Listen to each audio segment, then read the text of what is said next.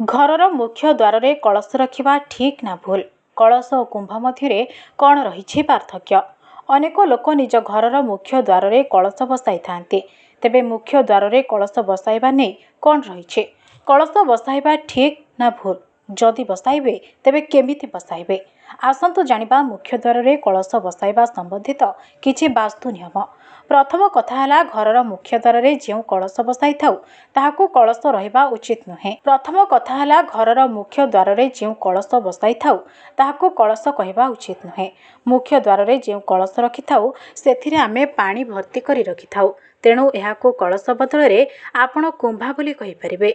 साधारणतः लोक माने एहाको कलश बोली कहि थांते, किंतु मुख्य द्वार रे रखुतबा पानी को कुंभा कलश कहवा भूल अटे।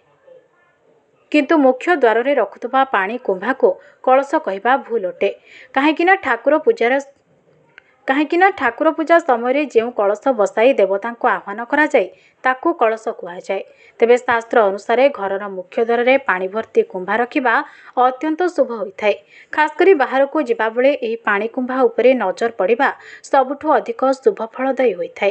एही पानी कुंभा को दर्शन करि गले सबु कार्य रे सफलता मिलिथाए बोली विश्वास रहिछि।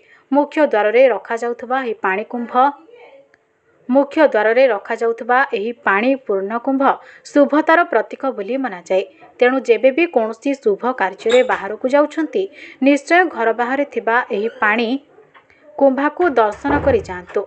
किंतु ध्यान देबी एही पानी कुंभा जेपरी केबे खाली न रुहे, कारण घरु बाहर को जिबा बेले खाली कुंभ को दर्शन करि जिबा अत्यंत अशुभ होइथाए तथा आपण जे कार्य रे जाउछंती सेथिरे सफलता मिलि न थाए। पिला माने कौनसी काम चाकरी किंबा परीक्षा पई बाहर को जिबार थिले माँ माने घरर मुख्य द्वार रे गोटिए माटी बा पितल कुंभारे पानी भर्ती करी सेथिरे फूल देई रखिबा उचित। एहा द्वारा सफलता मिलिथाए।